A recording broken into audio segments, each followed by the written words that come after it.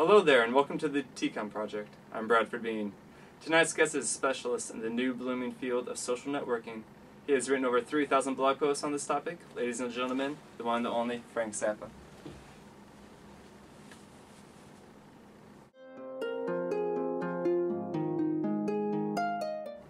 Hi there, Brad. It's great to be Bradford. Pardon? My name is Bradford, not Brad. Oh. But anyways, it's great to have you on the show. So, social networking. It must have been kind of dull to study. Did you just check your Facebook for 4 years and it gave you a degree? No, absolutely not. There's actually a lengthy history about social networking. It mostly was trial and error, but the finished product is changing the way that we communicate today.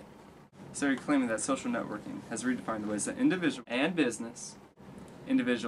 businesses communicate. Yes, I am. Could you explain that a little bit more? It seems like a large gauntlet that you've thrown down.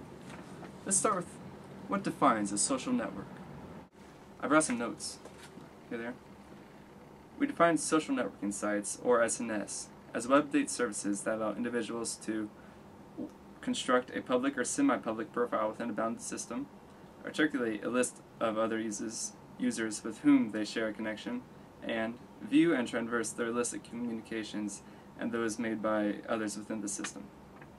Well, you see, it all started back in 1997 when the first notable social networking site, 6degrees.com, was introduced by its founder and CEO, Andrew Winterick.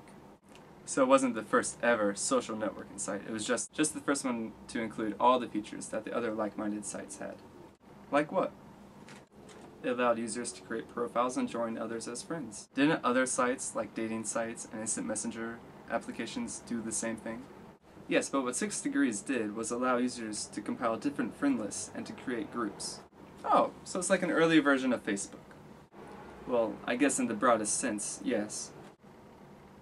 What is your current opinion on the amount of people who are using social networking sites as a way of communication? Well, there has been a recent increase in the number of people who are using sites just for that purpose. There were about 24.4 million people in 2007, and that has doubled to about 55.6 million in 2009. Wow, that's a lot of people. So is social networking the most common way of communicating nowadays? No, it is still eclipsed by email, since it has been around much longer. And most social networking sites require an email to create an account, so I don't think email will never not be the top dog in terms of communicating across the internet. People may prefer to have communication just over an SNS like Facebook or Twitter, but they still will always have to have an email account.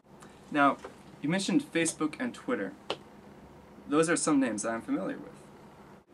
And you can use sites like Facebook to take a first impression of someone.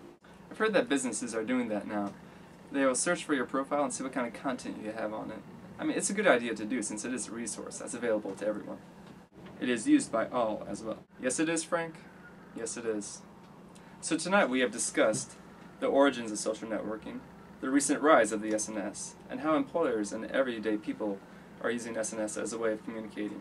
Thank you for joining us. Bye-bye.